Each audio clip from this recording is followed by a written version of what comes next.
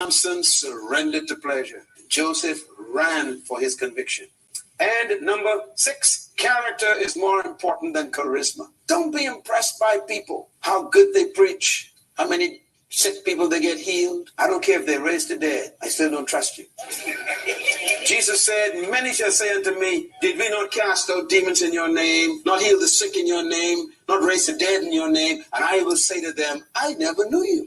Not even miracles qualify to be accepted by Jesus. And number 7, write it down. Character is more important than wealth. People pursue wealth like Samson, wanted to associate with sophisticated people like Delilah, who's a queen. He wanted to be in the courts of wealth. Joseph ran from wealth and went to prison for the sake of his character.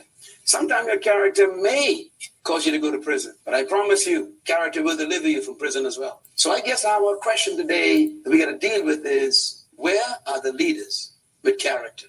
This is why religious leaders are falling all around us. Many of them you know well. They used to be great, and now you see them in the food store and no one talks to them. Their families are ashamed. Their children have turned back from God because their character failed.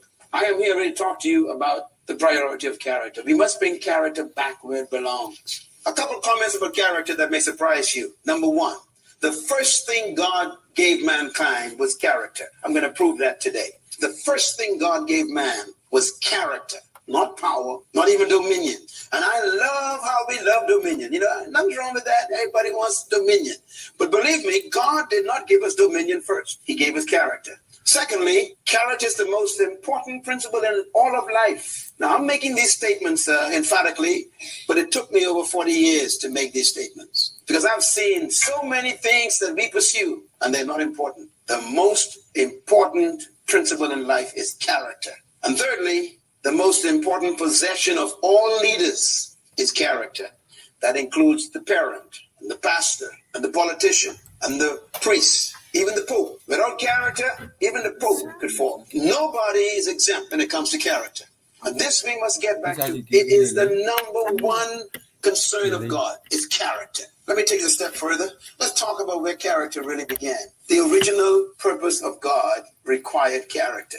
What was God's original purpose for mankind? I'm going to give you a summary of God's purpose. Number 1, the original purpose of God was to extend his invisible kingdom to the visible physical earth. Write that down. If someone would ask you what was in God's mind when God created mankind, and why did God create this beautiful sun that we have, why did God create the universe? What was on his mind? I would simply say that God's purpose was to expand his original.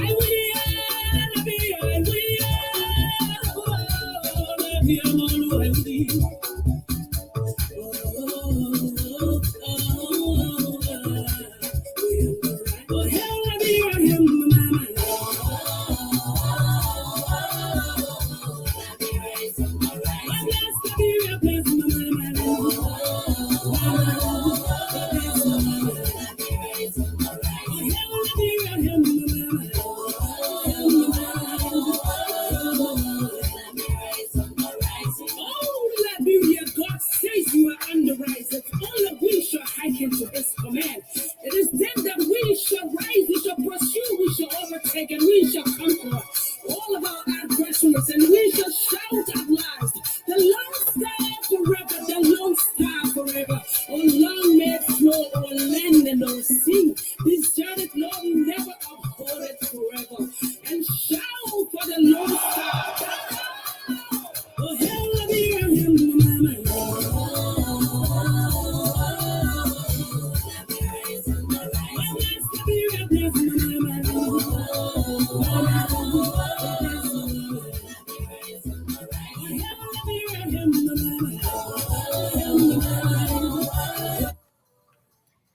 Yes, Liberia is on the rising. Good afternoon. Good afternoon. It's good to be here on this Friday edition of State of the Nation.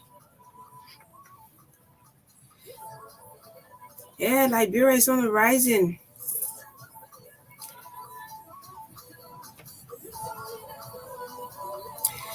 Thanks to Minister Calvin Adams for this song. Yes, we shall eat the fruit of this land. The fruits, right? And never will we be strangers in our own economy.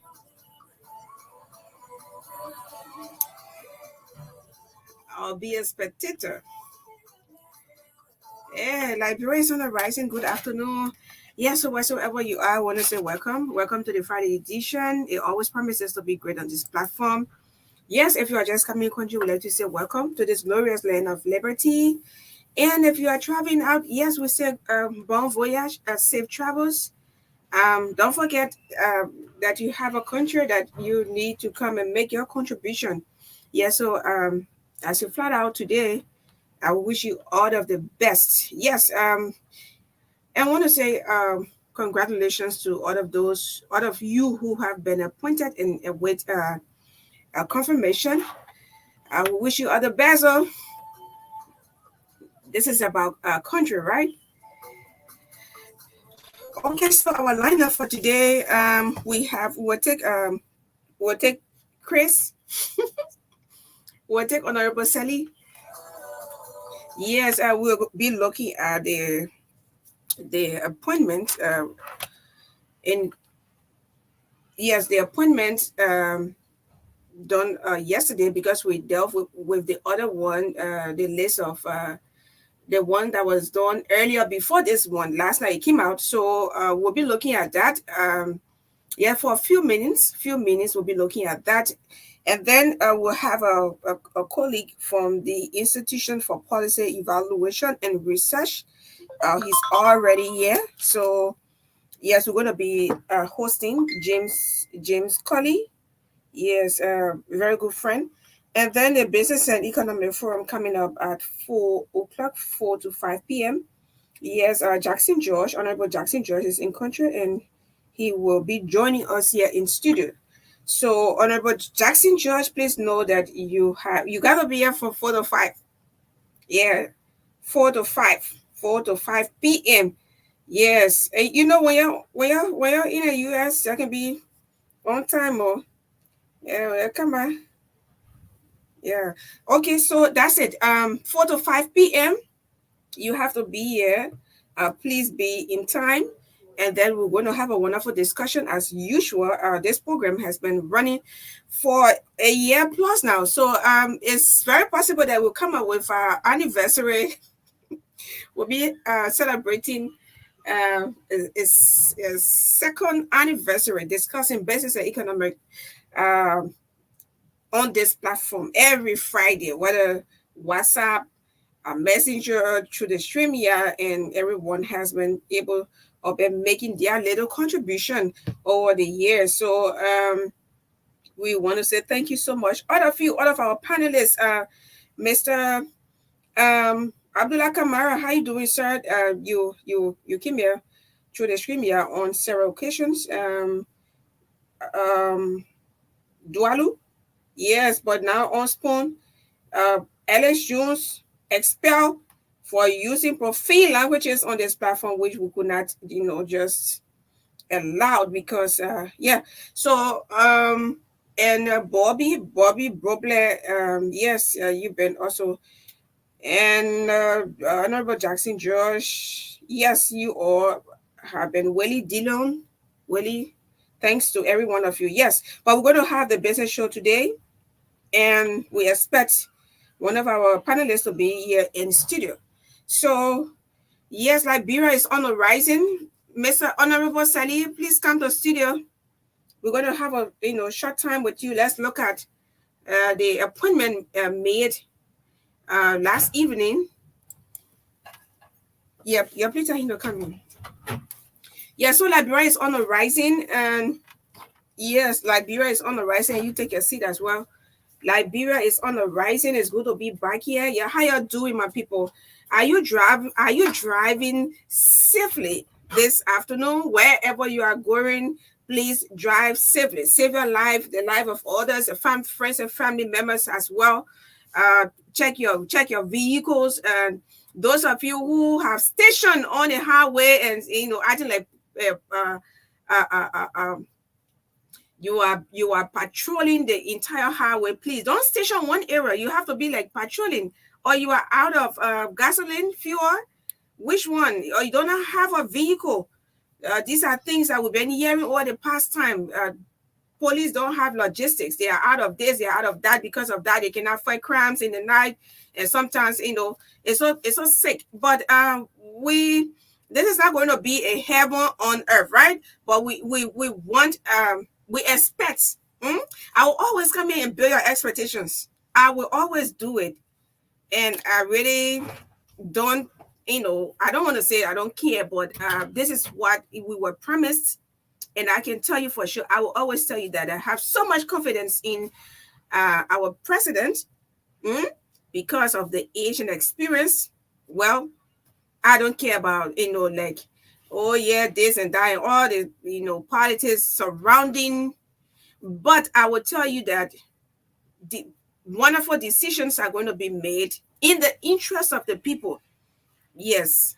And I will always, anytime I have the opportunity to say, with what went on at the inaugural ceremony, it really bleeds my heart to know that, that whole stuff was what that went on over there was so poor.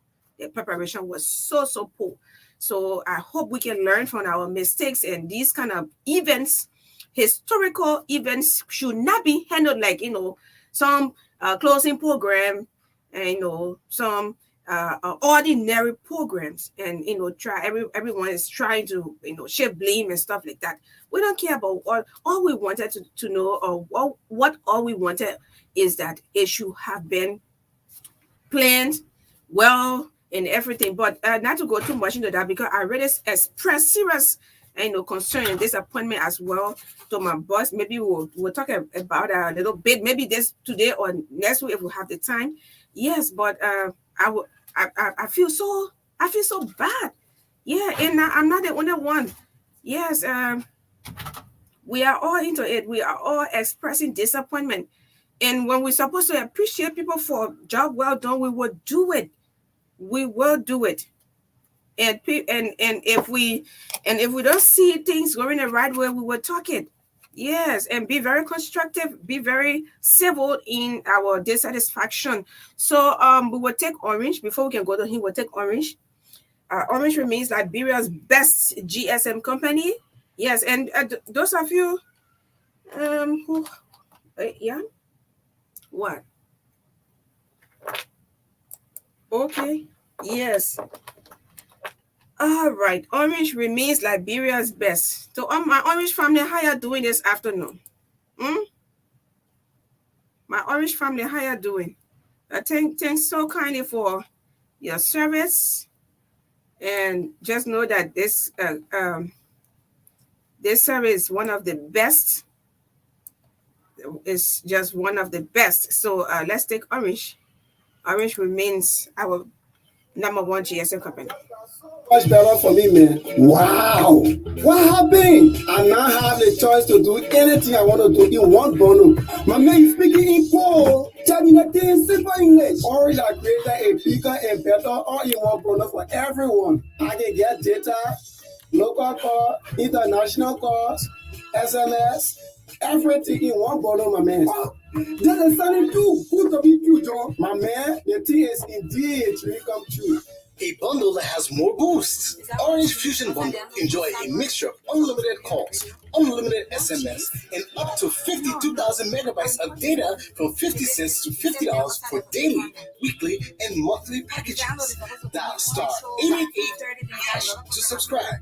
Visit our website on www.orange.com.lr or call 111 for more details. It's all about what matters to you. Orange. I said, Orina Wesegi, Orina Juegi. What they shot in a person for? You just pass here about them stuffing the walk of letter. Oh, you don't hear the news? Orange got pistol devices, smartphones, AirPods, internet router. You joking? Tell me more. That's right. This is the season for more. Everyone deserves a smartphone and an internet device, and we have more to go around. Enjoy 50% discount on selected smartphones. Get yourself an Orange earbuds for $23 instead of the usual price of $45. All new customers enjoy 40% discount on the rechargeable home internet router. Purchase it for $41 instead of $69, and all old customers enjoy double when you activate any package on your home internet device. Dial star 833 hash to activate. Visit any of our stores or POS to purchase. For more information, call 111 or visit our Facebook page. It's all about what matters to you. Orange. Get the best of news, views, and entertainment on Truth FM 96.1. Truth FM 96.1, the heart and soul of Liberia.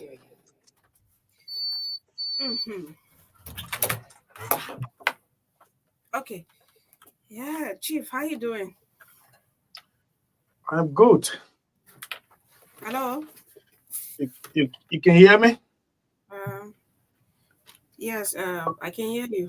Okay, so I'm on two microphones, orange and yellow. You want to open all two? Yeah, we just did. Okay. Yes, good afternoon. I'm good. Yes, okay. You okay? I said, yes, I'm good. That's the smile I've been looking for. I've just been looking for you behind the orange microphone. All right, so it's good to have you here this afternoon. It's going to be a brief discussion. And what you make of the list that was released last evening with several appointments made? What fish do you have to fry in that oil? Okay, so before I go into that, I appreciate. Sorry. Yeah, please get him water. Yeah, please take this one. Give our guest water. Global News Network Liberia. Okay. For seeing Truth FM 96.1 as its radio station of the year, 2023. By this certification, let me read verbatim. Certificate of Honor 2023. This certificate is proudly awarded to Truth FM 96.1 as our radio station of the year 2023. This certificate is being awarded to you due to your invaluable contributions to good governance and democracy in Liberia during the year 2023, which did not go unnoticed. Therefore, on behalf of the GNN Liberia, we have decided to recognize you in this way. Cholo Brooks, CEO, publisher, Emmanuel D. Tobe, board chair.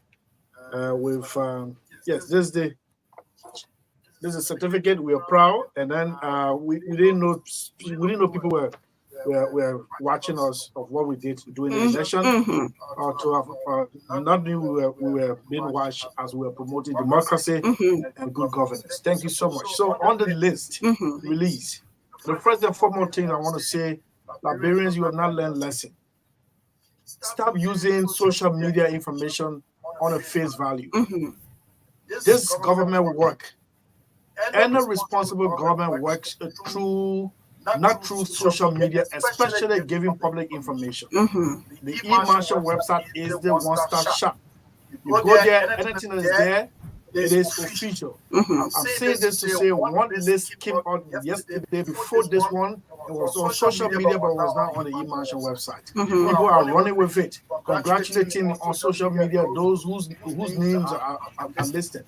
I'd like to say, unless you can see it on the executive, I'm not speaking for the press, but I'm speaking as a media practitioner. Unless you can see it on the e-marshal website, it is now official.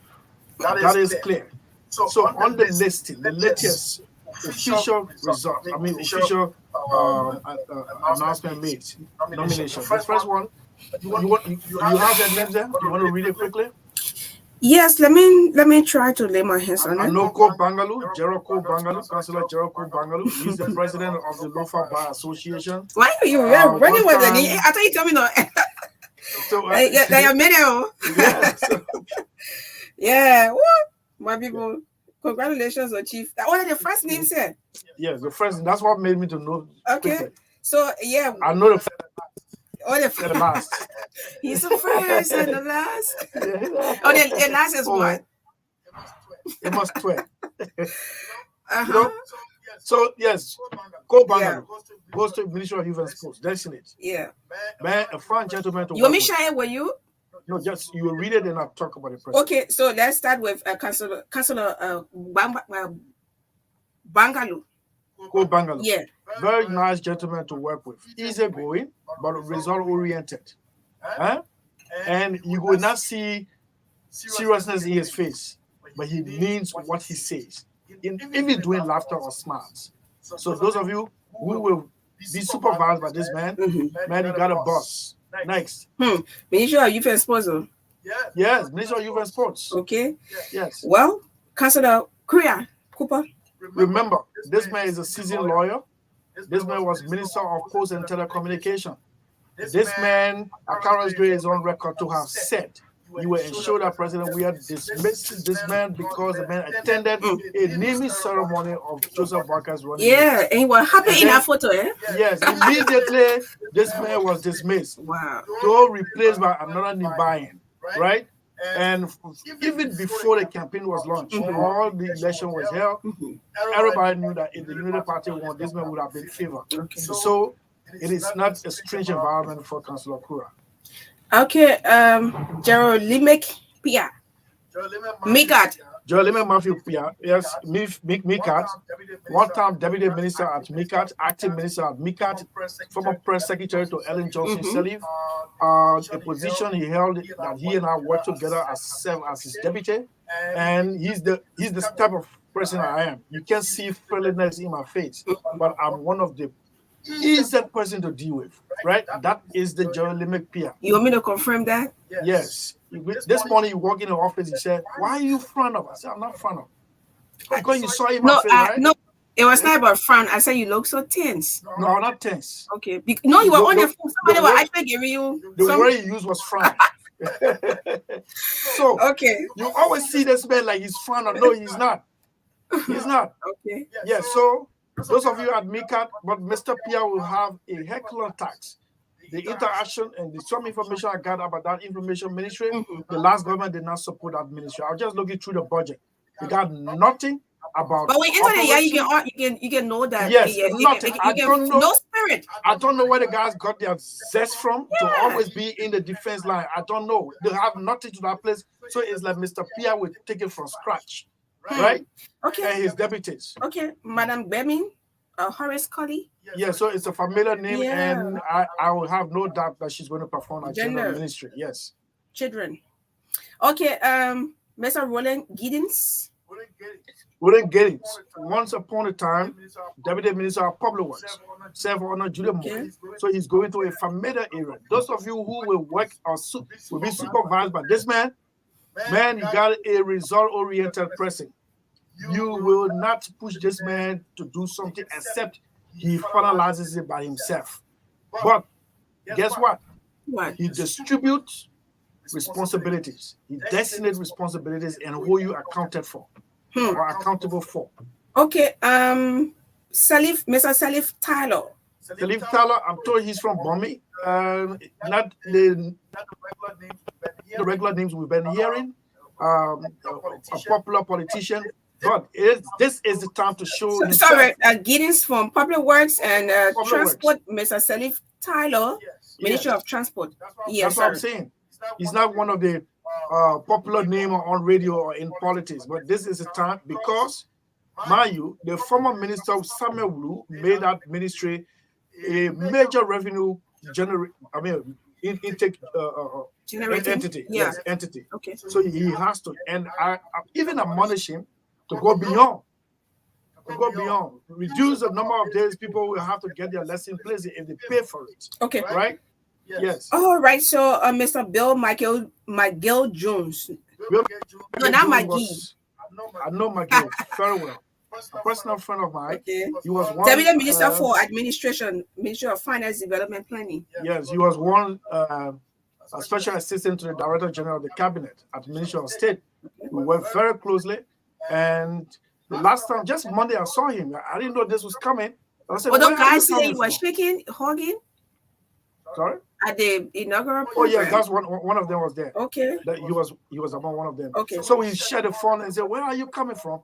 Oh, he had been out of the country doing some studies and he's back to serve his country. So Bill Michael Jones, he's been there. He knows administration because I know how he worked in the Okay, Mr. Debu Zuo, Deputy Minister for Economic Management at the Ministry of Finance Development Planning. So Depu returns to Ministry of Finance Development Planning, and Depu was one of those who carved the PAPD. They were hired, carved the PAPD. That's a proper agenda for development. They were not given the chance to interact. Yeah. So he got sick and left for the US. And he's doing well, and he's back. So he's going to a familiar place, and I see how I have no doubt that Burma Kamara will succeed because his team that he has, right? And you are about to name one. One is Myers, right? Yeah, Myers. Just talk about Myers. Anthony Myers, Deputy Minister for Fiscal Affairs at the same Ministry of Finance. So he replaces a very controversial former official, Samora Wolokoli, right? He's going to clear the mess left behind, if there are any mess left behind, and he will have to show himself. And the last time he was there, he was assistant minister. So this time he's deputy, and these are the people who were the shakers and movers in the Ministry of Finance that made that ministry a functioning ministry under Ellen Johnson's selling. So these guys are returning, and I have no doubt, mind you, they are going to meet depressed employees. People who were not hired, they were discounted, even as professionals. Their supervisors discounted them. So you will have to go to rejuvenate their anxiety to depressed employees. Depressed employees. Wow.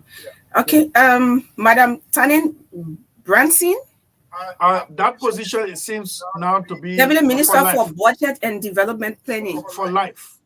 That position now appears now like for life for Madame Branson, because she was there early second term.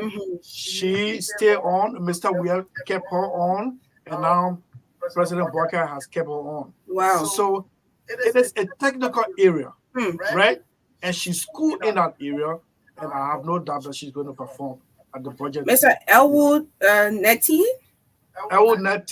Controller and Accountant General at the Finance. Yeah, we all study at the UL, and they member of the Golden class, Burma Kamara class. He is now the controller and accountant general. He has a very strong work to do. He takes over my cousin Janga Ko, and I hope he's going to perform, and I have no doubt. So 12 is Mr. Amos Tue, Managing Director, LPRC. So Amos Tue, going back to LPRC is peculiar, right? Amos Tue was at Internal Affairs, and then he supported the candidate against Robert Salif. In the twinkle of an eye, he was removed and replaced by another United Party person. And the story goes and he had to be given. He obtained a scholarship to study petroleum economics in London.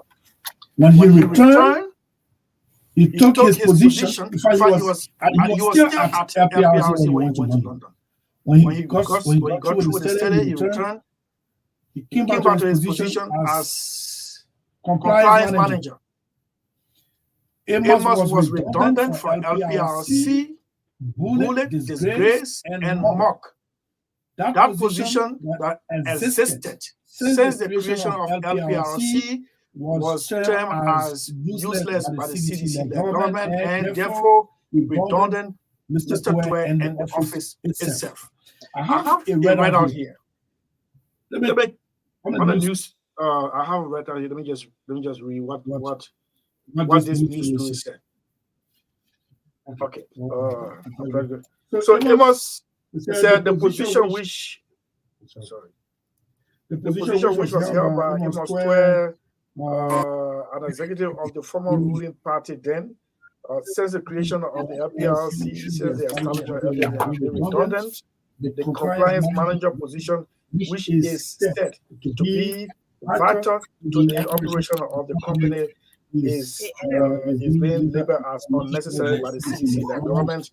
And I'm a living witness. I hope you're paying attention. I'm a living witness.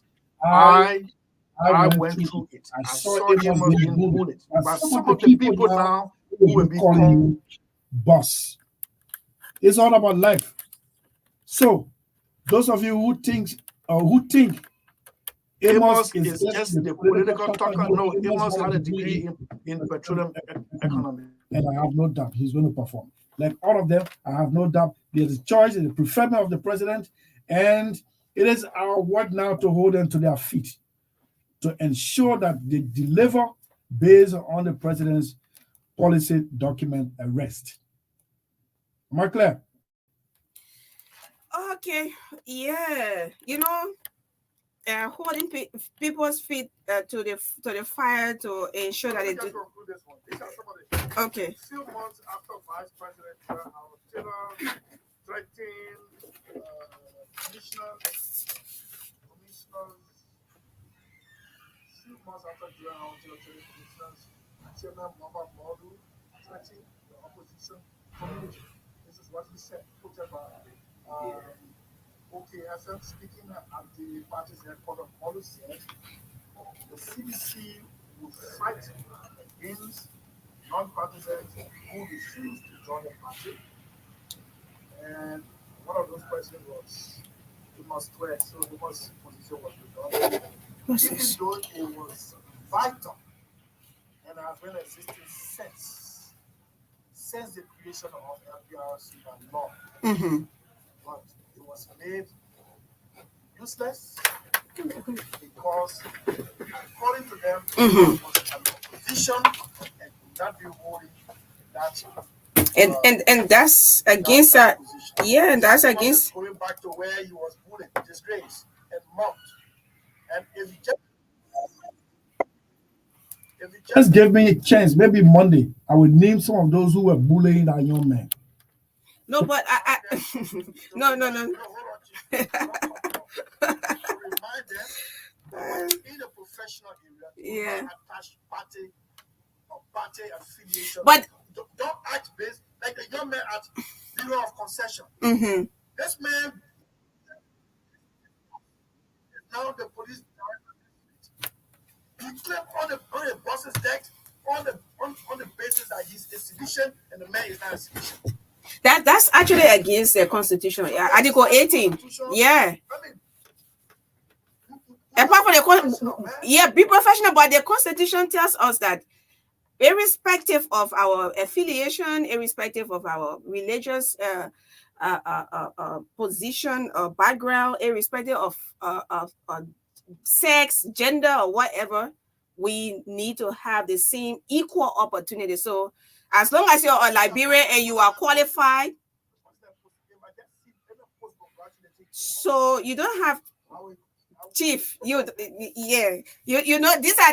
the problem there when this is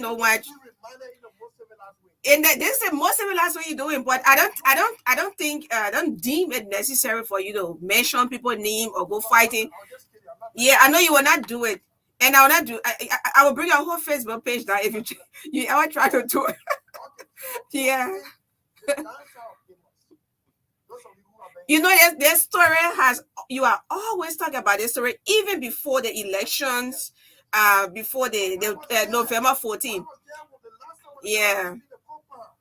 They were jeering at him. They were bullying him. Under the guise the party remains supreme. Wow. The opposition can stay within this position. They killed that position, even though subsequently they reactivated it. So the entire action was targeted as Amos.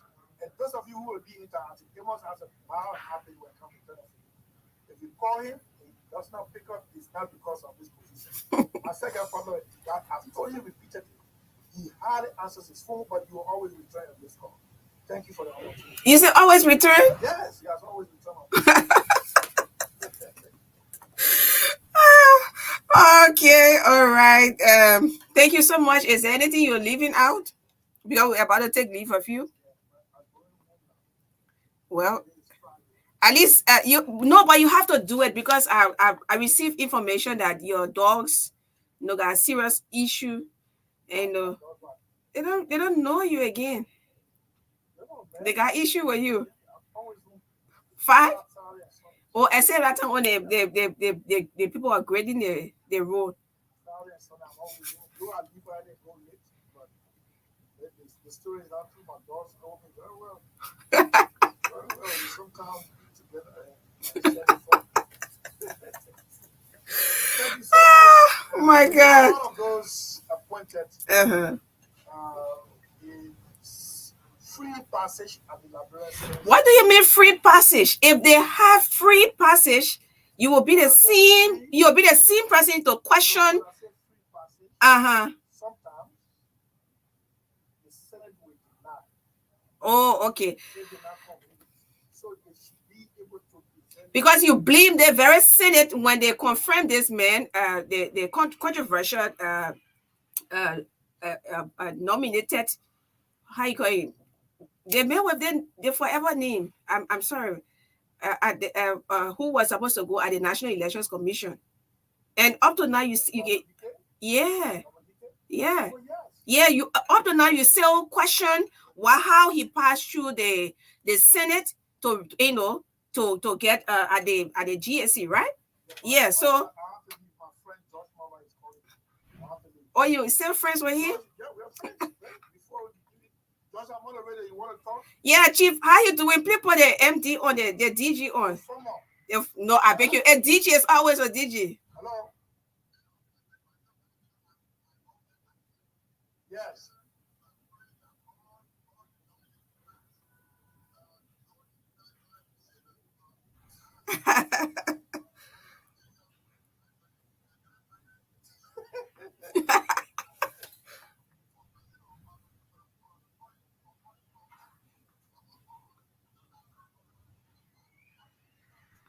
Let me repeat. I'm praying that all of the nominees will pass through the confirmation hearing. That does not equate me to being a UP journalist.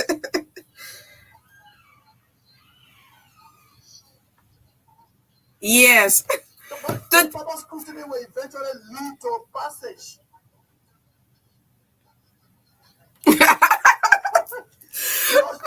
Going to deserve this kind of public embarrassment.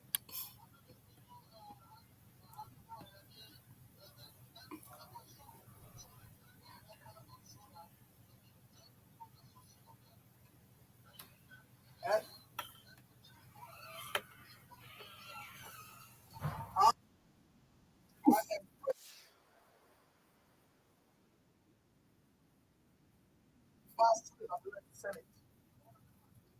They're not partisan. The Justice Minister is not a partisan. Eventually, Walker promised you 2017, he didn't win, and you please go for George Mova on the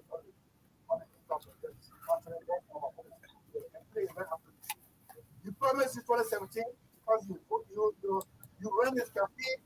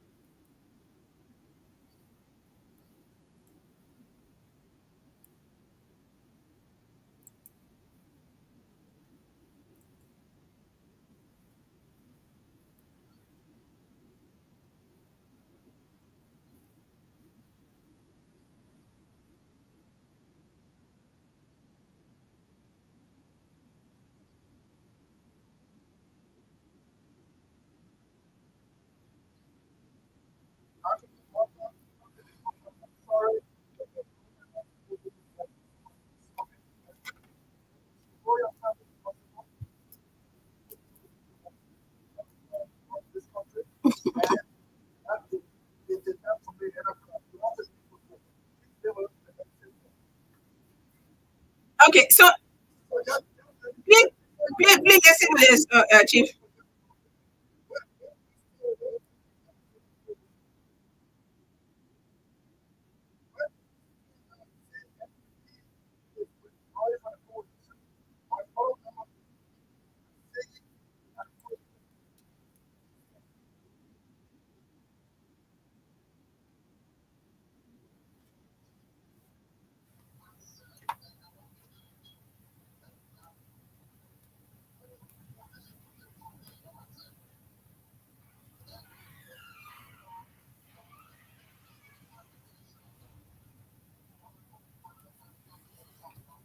So now that you're not from a government, so there's no need, right? That's what you said.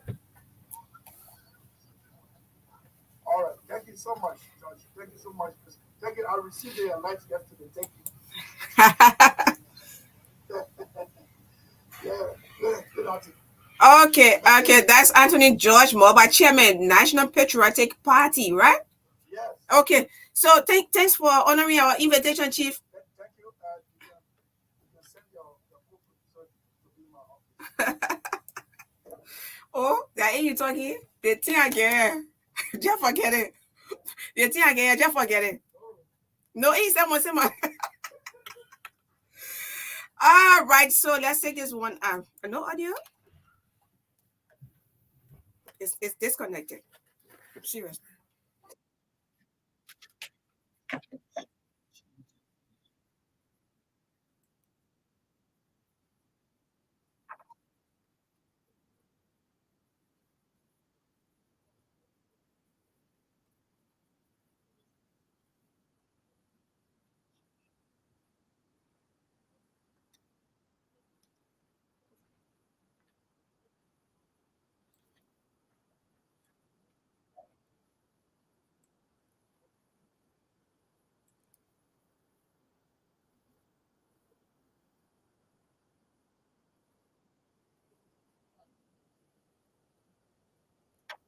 Yeah, so congratulations to all of you.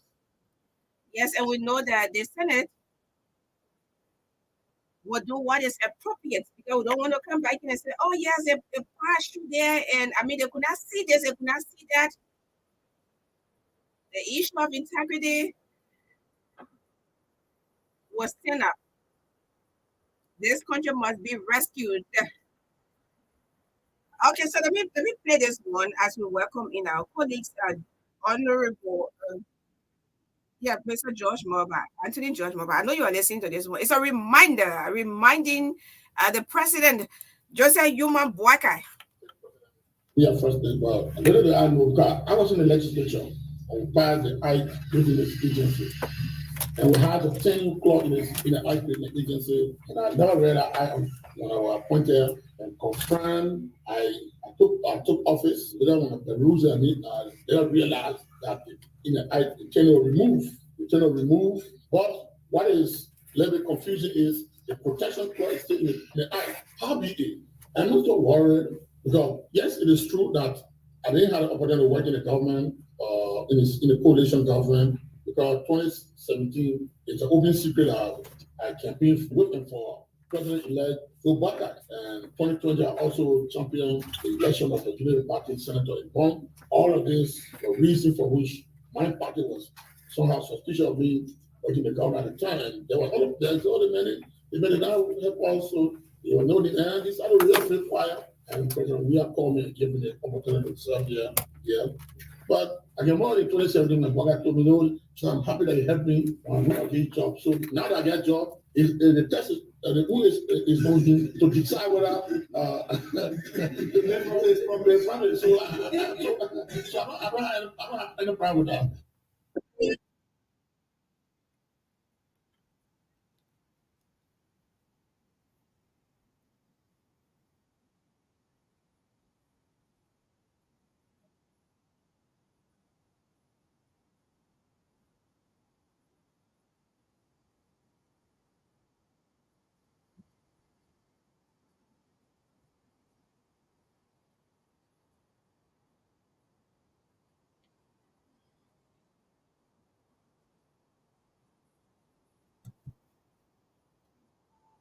So this one goes out to a very a good friend of mine, Amos Square.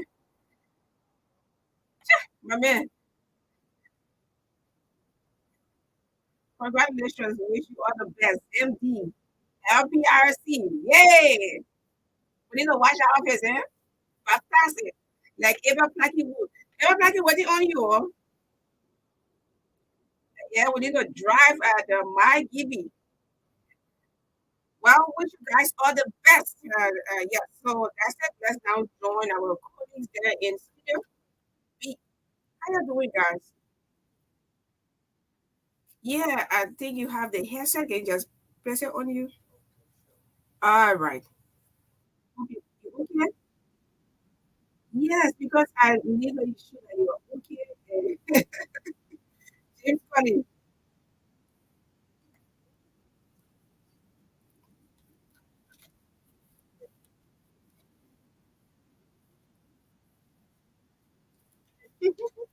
Yes, okay, we're always bragging on social media. Yeah.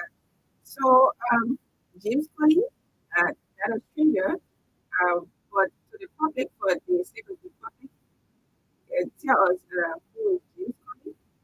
I don't know whether you are the ED or the CEO of this institution.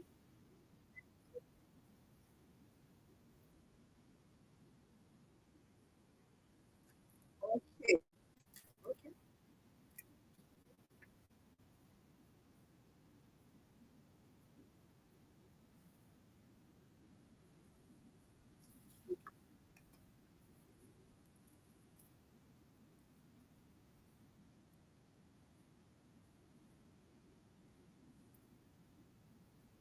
Yes, sir, please. Yes, sir.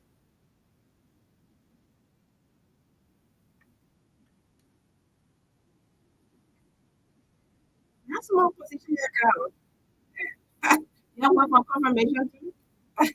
All right, so I got with me Myean and also Kowako. You kind of see, so you can ask one or two questions. These are all young people like yourself, even though they have bosses, big bosses. Chief, I don't know why you get it. When you came back to the country, you were in South Africa. Well, you're learning all the bubble.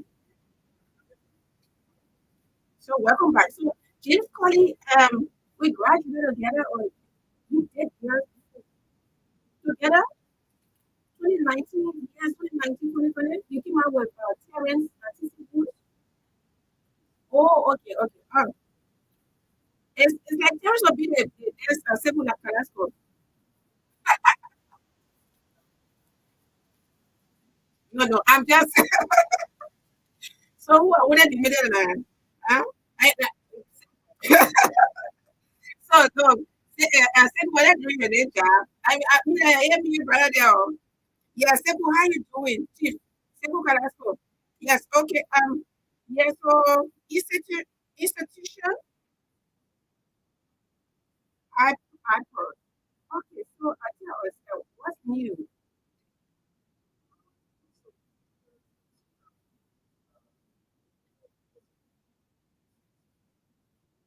Mhm,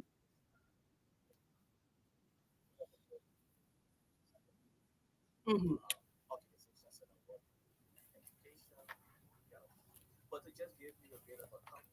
Yeah.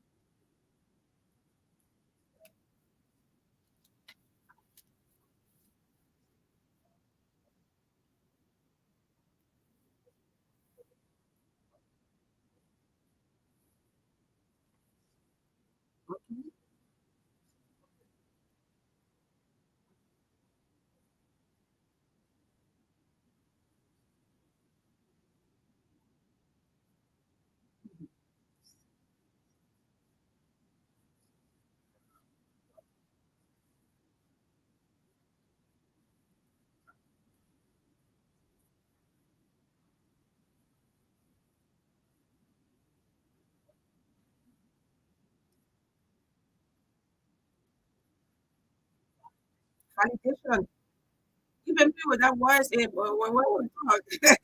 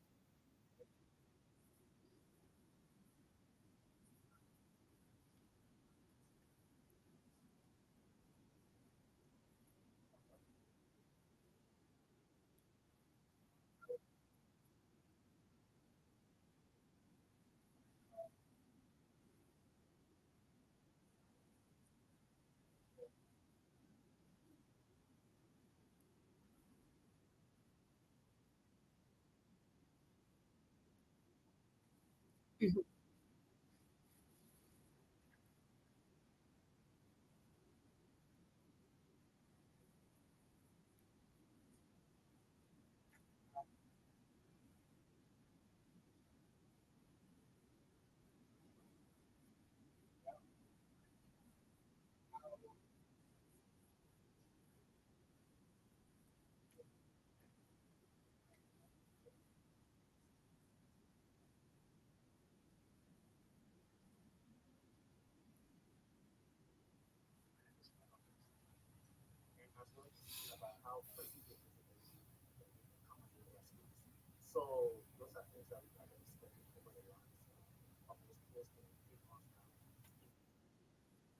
So how long the two countries?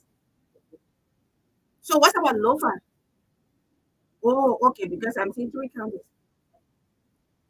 Oh, born and Lofa.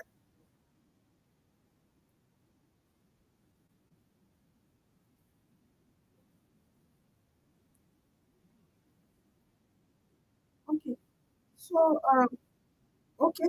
So James, you are involved with monetary reform. So how much does public schools pay for registration? Are they comfortable with it according to if you did your research? What's the report from other public schools?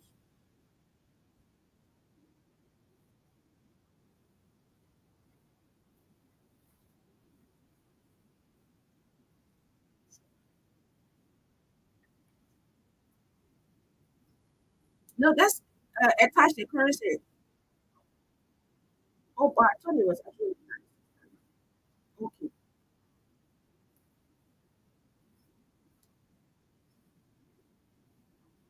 Is that too much for them?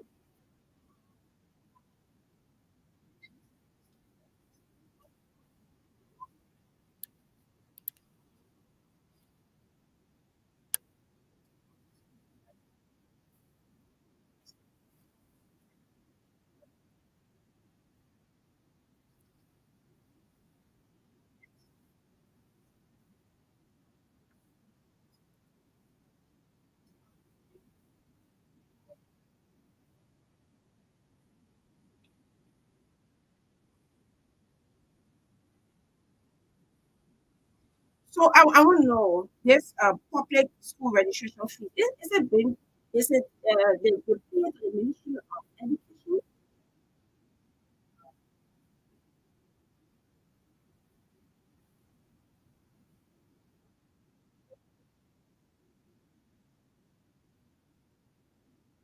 Okay. But then, James, how are these schools taking the fees?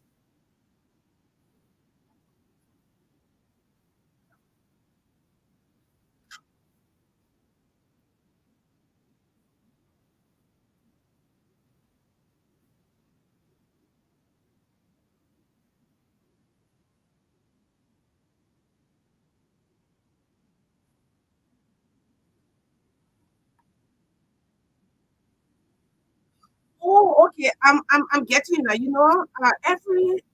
Every school like that certain amount to pay to the Ministry of Education. So this one is for individual students. Yeah.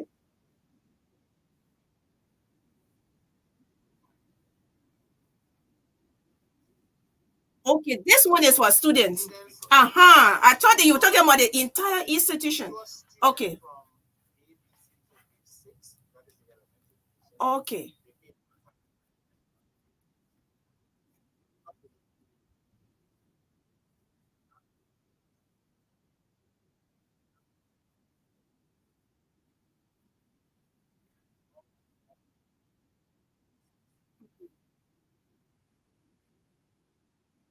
So other schools are exporting. Okay.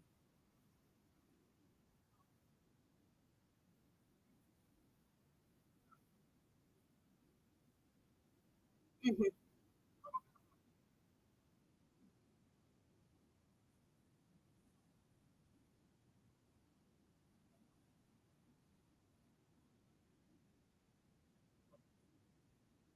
So the schools.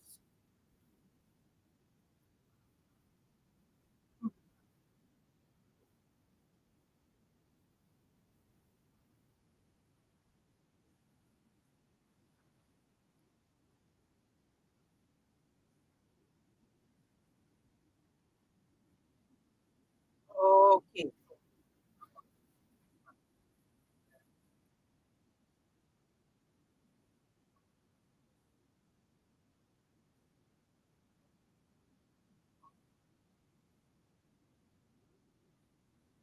The 40%.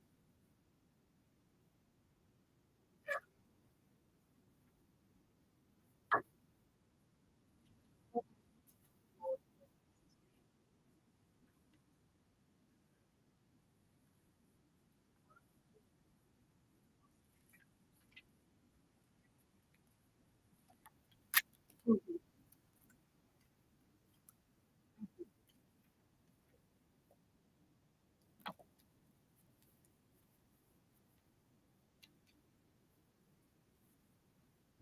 The 40% remittance that you are going to want to receive. So the first thing for that payment in the amount of around 900,000 was paid on the two So how long they spend going for? Uh-huh. So,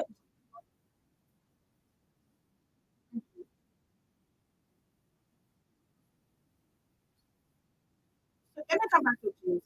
James, how long this has actually been going on for according to education? Because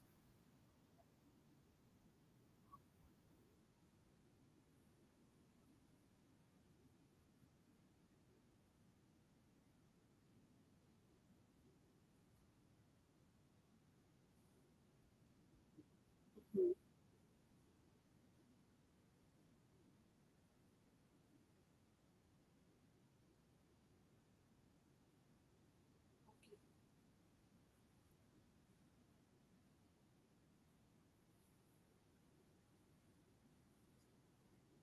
Mhm. So let me just say this. I don't know. It was I think in 2019 during COVID time, I said there was research with some public schools, but they found out that these people were charging exorbitantly, and then I mean some private public schools right around here. And then when I went to talk with the principal, she was so busy, and then she was so busy, and I got all of the information. So this is I mean, that, I think it was in 2019, either 2018, 2019. And when every time she sees me, she will be like shivering, but I got an insider that explained everything to me. And then they were just charging.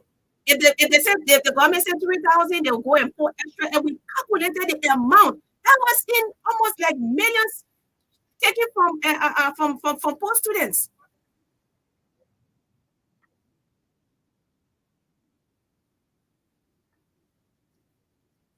Mhm. Yes. Mhm.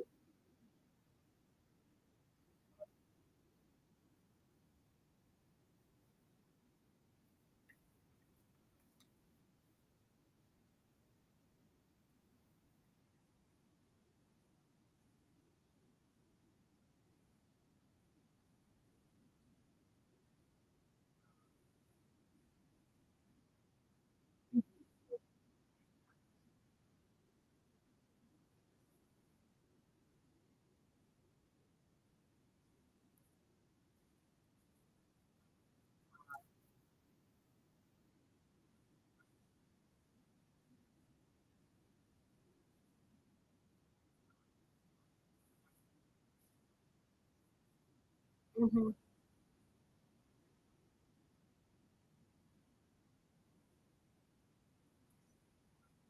Those are extracurricular activities, right?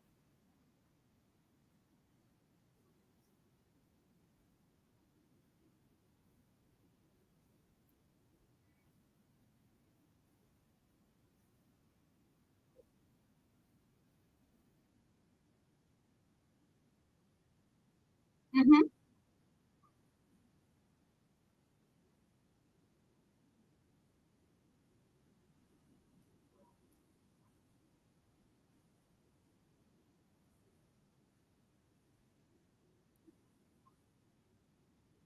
Mm-hmm.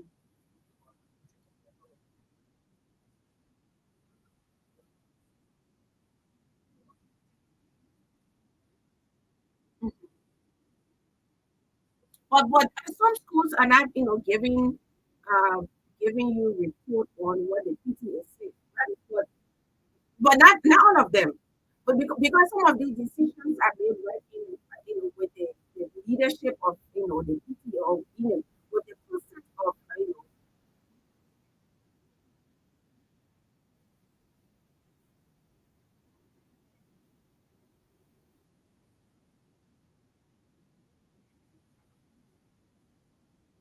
okay. So was there any point where you went to the school and they are charging this amount? They are charging extra amount, and then you saw some development, and I mean, you are convinced enough to say yes, and you charge this amount, and then I can see some development.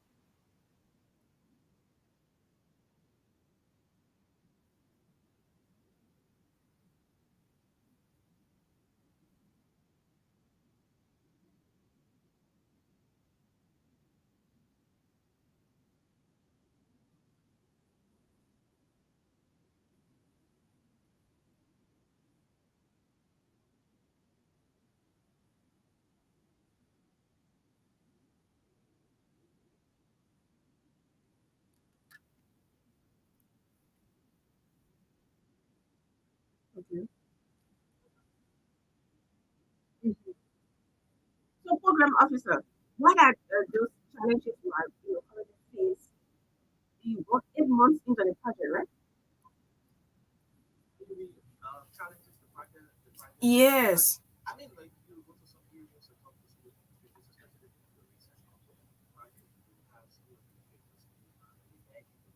Mm-hmm.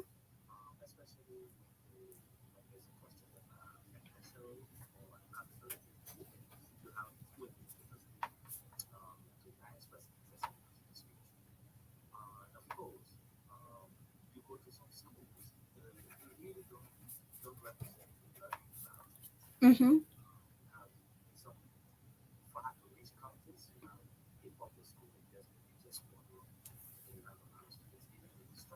So you as a program officer, what would you recommend to the Ministry of Education? Mhm.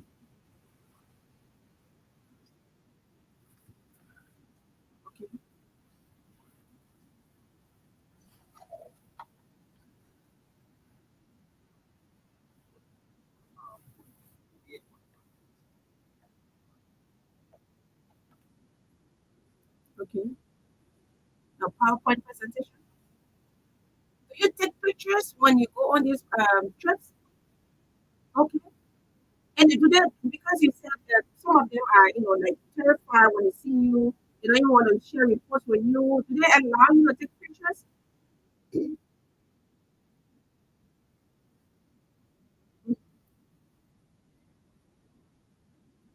Yeah.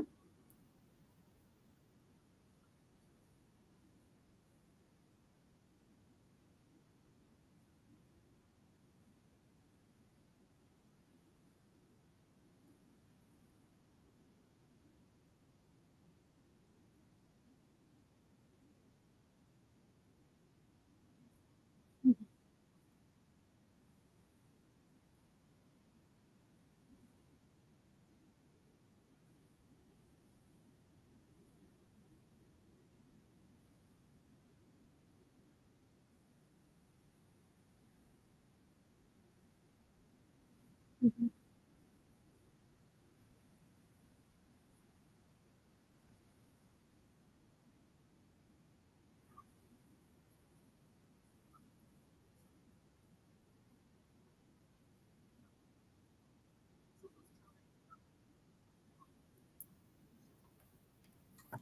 But as well education stakeholders on Tuesday, the So 30th. we're definitely our own end. And when you were talking about, to what extent did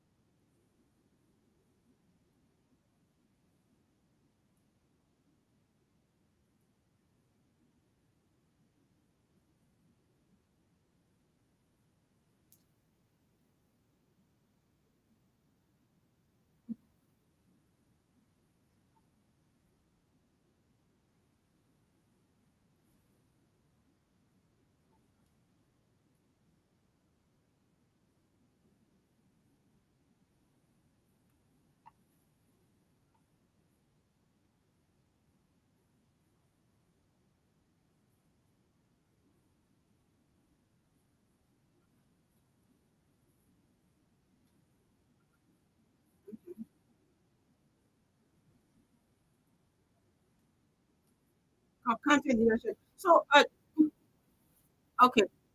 So, do you give the people pre-notice when you are, like, I'll be on your campus, and so maybe prepare yourself for you come in, you just bounce on them,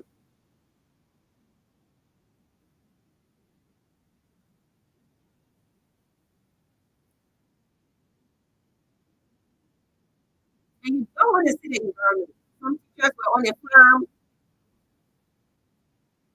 yeah, they have to call teachers on the farm.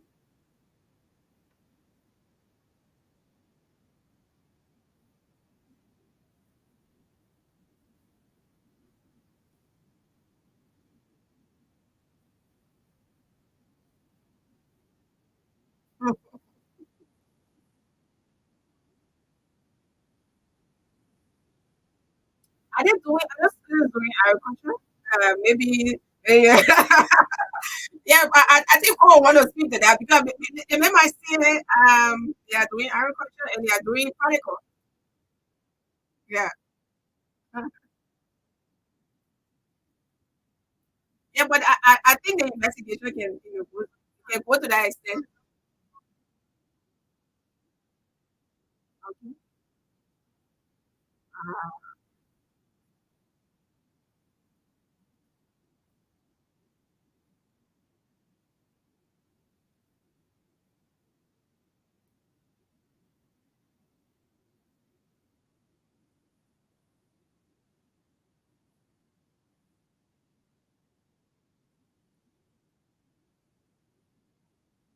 oversight mechanism as such?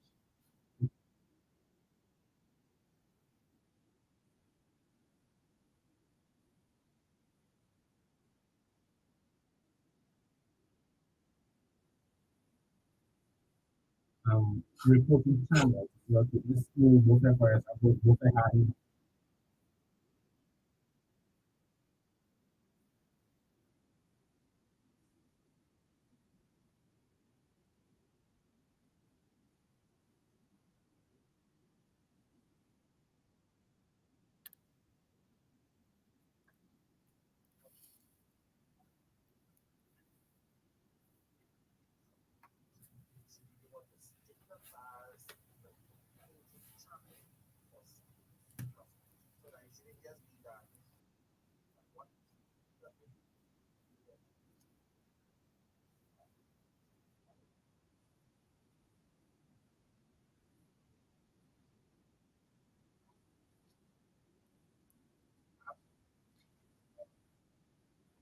seen also in somewhere in Cape Mount, somewhere there's some education to Cape Mount, Bommy, somebody in rural areas. But let's compare and contrast the rural area and the urban areas. Do you really see that? Because even in most of the last time was going to do some education stuff. I mean, almost the same. Can you compare the contrast? Maybe one person can do the comparing. Yeah.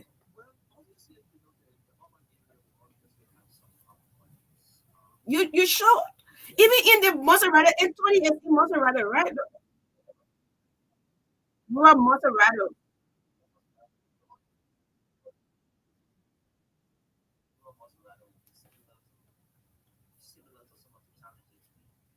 Oh, it's unique. I mean, okay.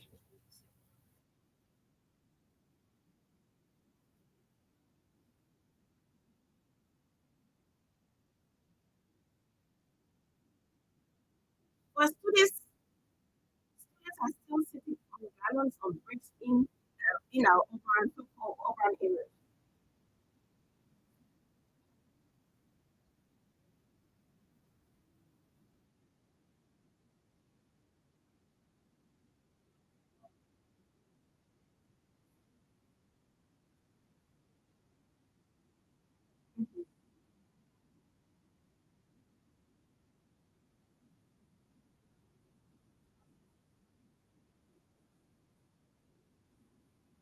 Mhm.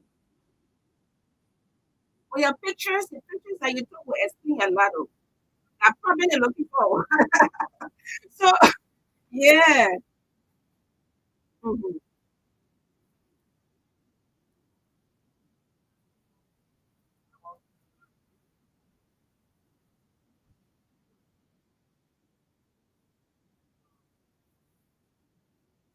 mhm.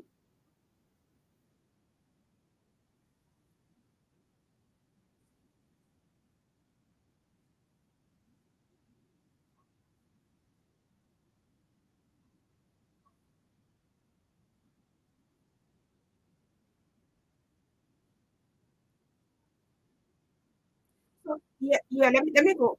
James, what are some of the worst places that your research was able to that you felt as a person very heartbreaking? It was heartbreaking, disheartening.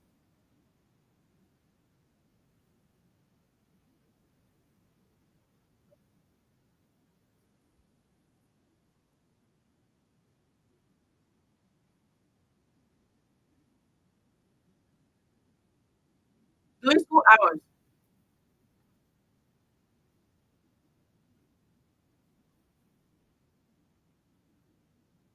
So they go to school from 7 to 9, 10.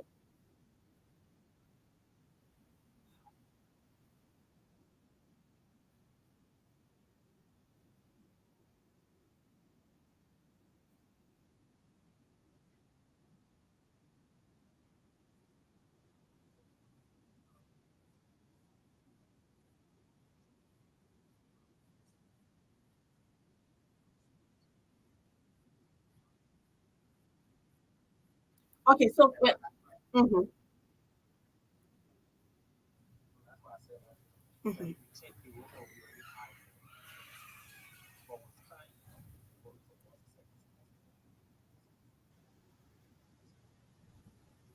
Yeah, Maya, you got a question, quick? I Yes, think yes, it speaks to what we talking about. yes. So you guys are only talking about local and bone content.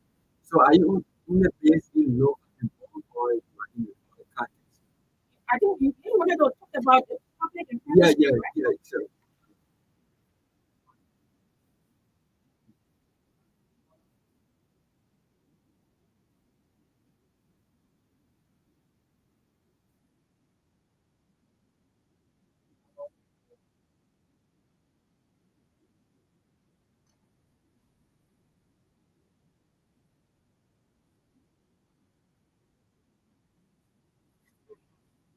So okay. yeah, So let me ask you. So you guys are only based on the public school. for Yeah. public schools.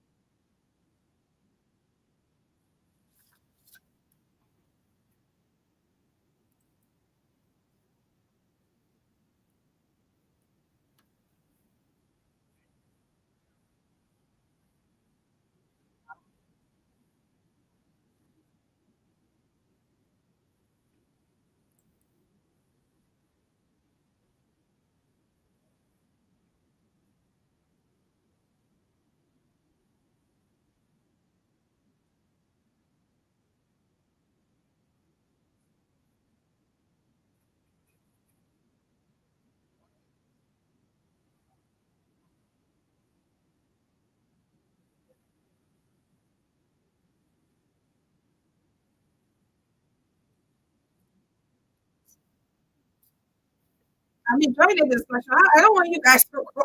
Yeah, man. No, on a serious note, you gotta come right here because to be frank, no, money will be there sooner, so it might be a little bit busy.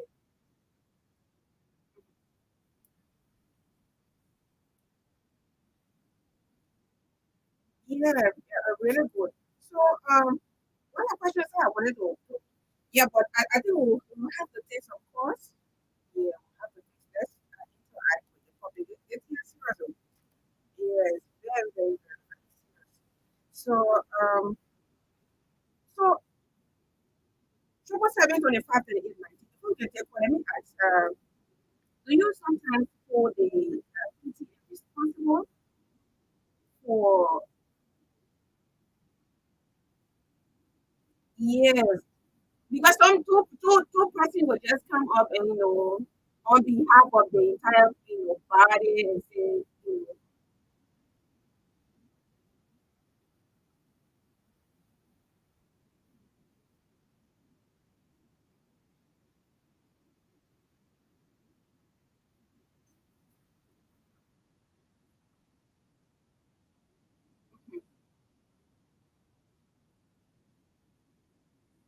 supervision.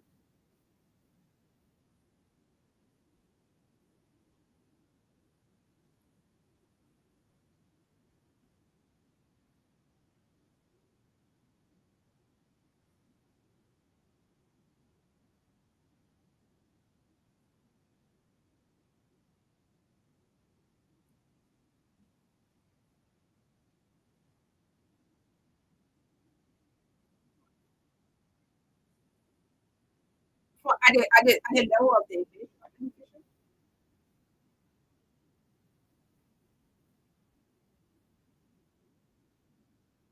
And they got different pickups. Each one of them got something good motorbikes. Okay.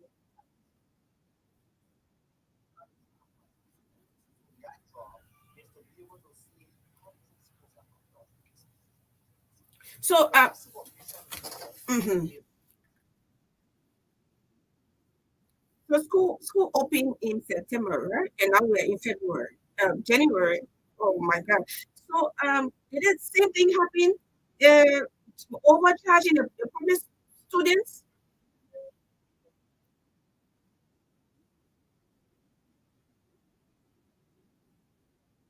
So and it just take the money and they're so quiet. Yeah,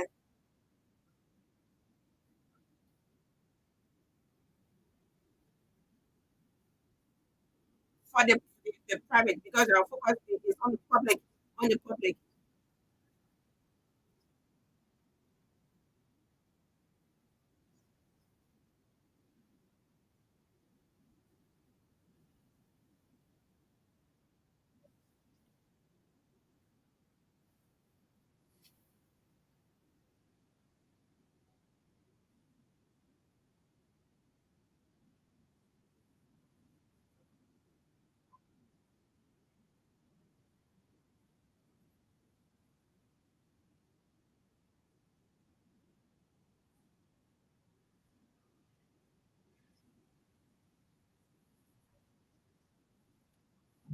What?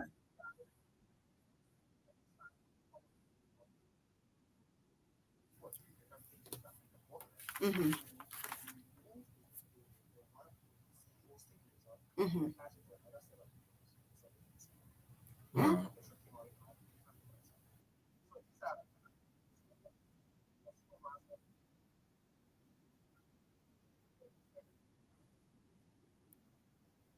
Mm-hmm.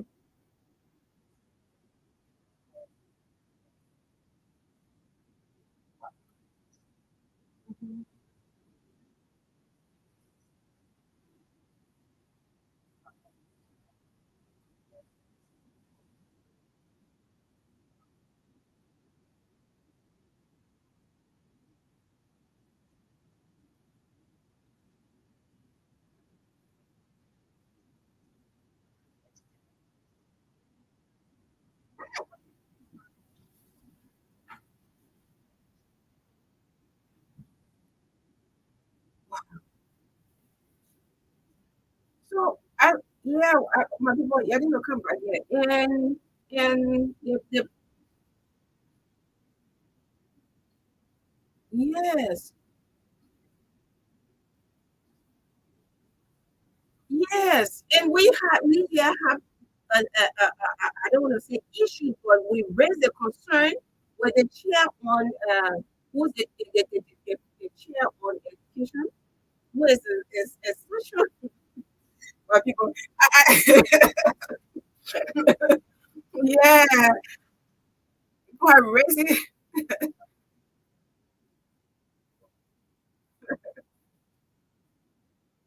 And what's funny your project?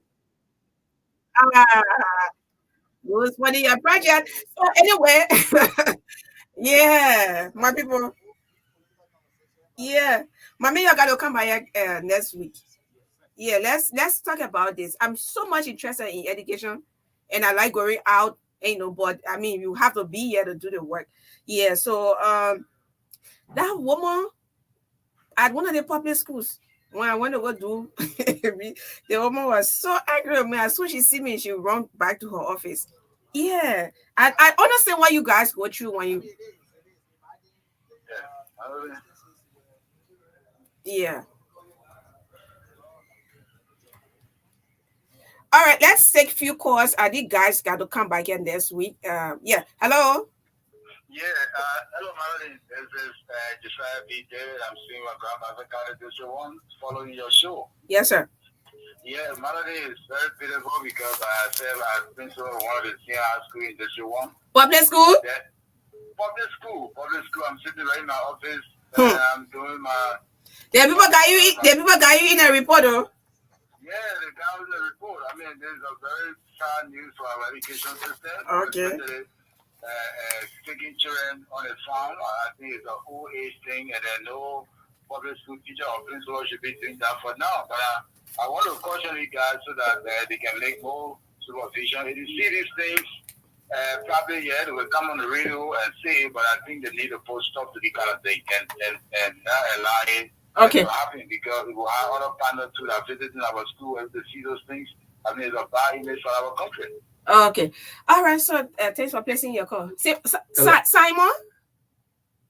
Yeah, Magdalene. Yes, sir. Good afternoon. It's good to have you on quickly. 30 seconds. No problem. Thank you. I want to thank the two men in studio. This is Amos Yawa from Magdalene. Okay. Yeah, I want to thank the two men for their fundings and discovery. Like one of the school principal had just called that these things are OHT. He's not lying. Especially also in the rural areas. This is why we have been calling on the ministry and those authorities to be able to carry on some attraction, good salaries and things. Mm-hmm. So you can be paying a classroom teacher just a little or just less than $100 with a huge family. You expect that person to survive on $100. Especially in the rural, you will see these guys using the student to fund for them.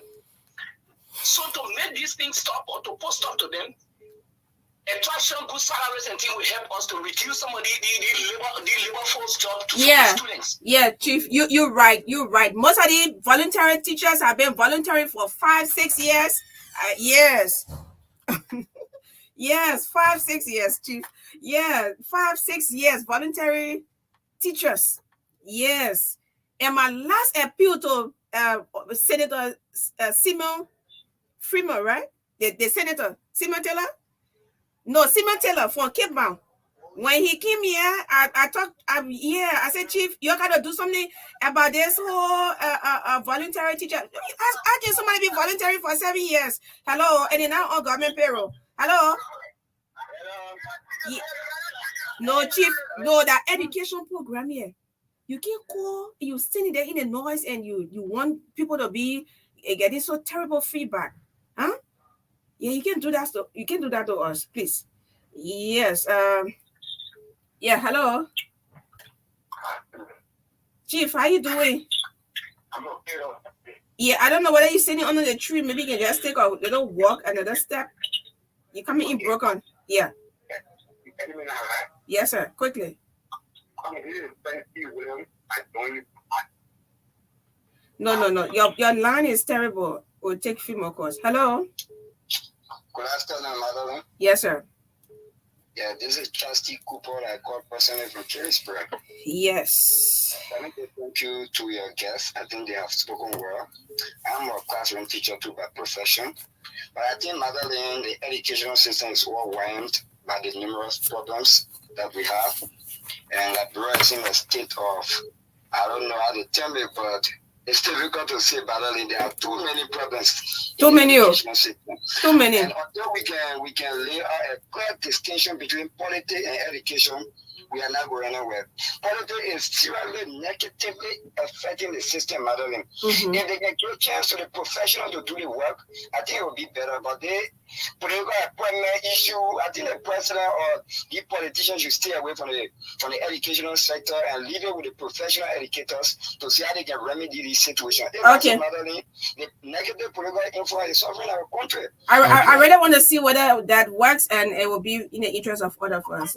Hello. We'll take one more call. The people gotta go. Yeah. Good afternoon. Yes, sir.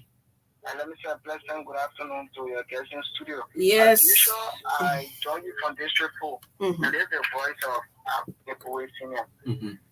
Since Madeline, it is quite unfortunate that these days, there are even some of our parents, because of the many challenges our public schools are faced with, some of our parents are even using the public school now as a means of punishing their children. You hear them sometimes, oh, if you don't behave, you are coming to send you to government school. I mean, back in those days, I think government schools were schools where you see students agitating to go to. But these days, the public school is seriously challenging. So I think there's a serious issue of supervising these public schools across the country is battling. Mhm. It's cardinal. Okay. These people will think they will just get the job fit at the different offices and don't supervise the school. We are heading nowhere. So the issue of supervising across the landscape of this country is cardinal, and I think that will help to revamp the system in our country. Thank you for having me. Okay. I mean, we can't take any more calls. The folks gotta go, and our guest is already here. James and what's his name? Jacobs. Okay. So thank you, Mike. Thanks for the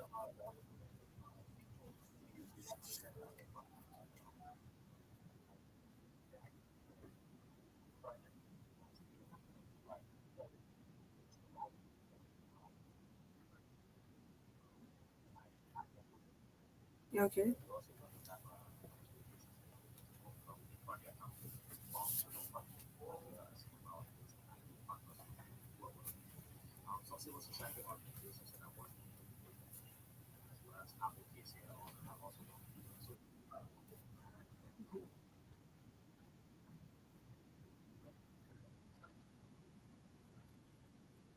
Mm-hmm.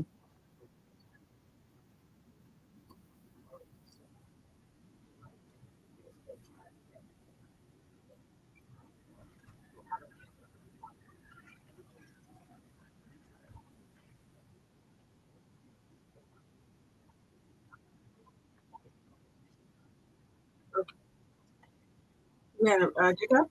Jacob. Okay. Jake. Okay.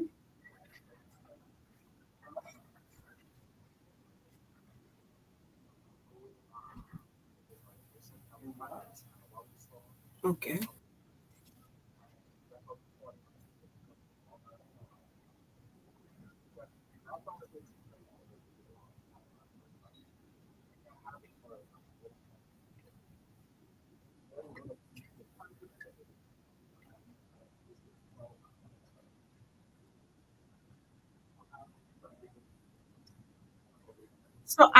Okay.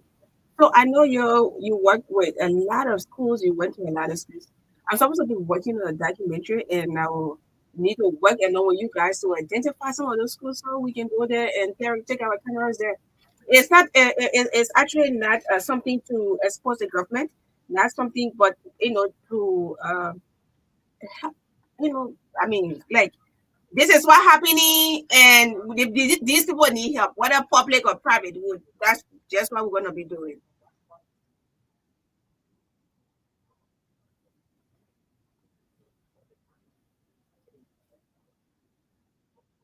Yes. Thank you. You're right.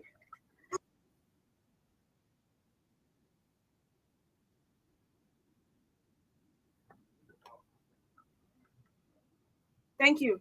So I hope to place a call to the both of you to give me all of the more support. Financial support?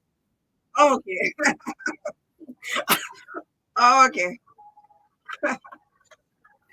Thanks, James and Jacob from the Institute for Policy Evaluation and Research, IPER. Next is the Business and Economic Forum with Honorable Jackson George, Executive Director for the Nigeria Business Association in Diaspora.